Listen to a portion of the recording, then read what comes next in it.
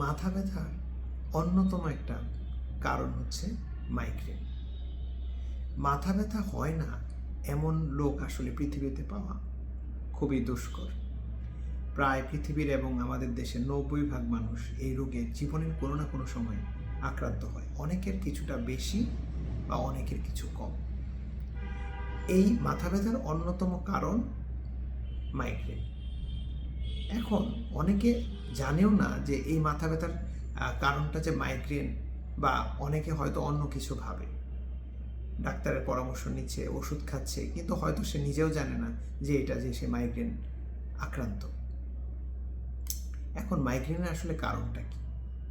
আমাদের চিকিৎসাবিদ্যার ভাষায় মাইগ্রেনের আসলে কোনো নির্দিষ্ট কারণ উল্লেখ করা হয় না, মানে এটা আমরা মেডিকেল ভাষায় বলি আননোন, কোনো কারণ খুঁজে পাওয়া যায়নি। তবে কিছু কারণ ধারণা করা হয় যে এই কারণে মাইগ্রেন অ্যাটাক হতে পারে।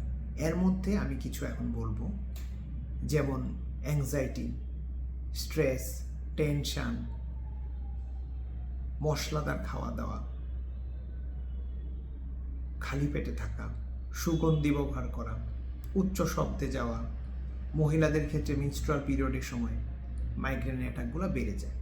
এবং মাইগ্রেন যাদের আছে তারা জানে আসলে এটা মাথা ব্যথাটা কতটা প্রচণ্ড হয়। অনেকের বমি হয়, রৌদ্রে গেলে মাথা ব্যথা হয়। তো এইগুলো দেখে এবং তার উপসর্গের সাথে আমরা আরও কিছু পরীক্ষা নিরীক্ষার মাধ্যমে সাধারণত সে মাইগ্রেনে ভুগছে কিনা সেটা আমরা নির্ণয় করে থাকি। মাইগ্রেনের খুবই ভালো চিকিৎসা আছে যদি সেটা ঠিকমতো নির্ণয় করা যায় যে হ্যাঁ, উনি আসলে মাইগ্রেনে আক্রান্ত। সুতরাং যারা জানেন যে আমি মাইগ্রেনের রোগী, অথবা যারা জানেন না, দুজনকেই বলবো, দুই দলকেই, মাইগ্রেনে যারা জানেন যে আমি মাইগ্রেনের রোগী তারা সঠিক চিকিৎসা গ্রহণ করে অবশ্যই রোগটি নিয়ন্ত্রণে রাখতে পারবেন। আর যারা জানেন না এখনও যে মাথা ব্যথার কারণ আমি হয়তো বা মাইগ্রেনের পেশেন্ট, তারা অতি সত্বর রোগটি নির্ণয় করে, চিকিৎসকের পরামর্শ নিয়ে রোগটি নির্ণয় করে রোগটিকে নিয়ন্ত্রণে নিয়ে আসে। তো আজকে এইটুকুই বলবো। যারা আমার এই ভিডিওটি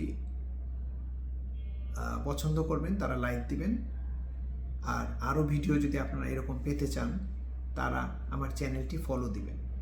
আর এছাড়াও যদি আপনারা কোনো বিষয়ে ভিডিও জানতে চান যে এই বিষয়টা নিয়ে আপনি ভিডিও করুন, তাহলে আমাকে কমেন্ট বক্সে লিখে জানান। ধন্যবাদ সবাইকে।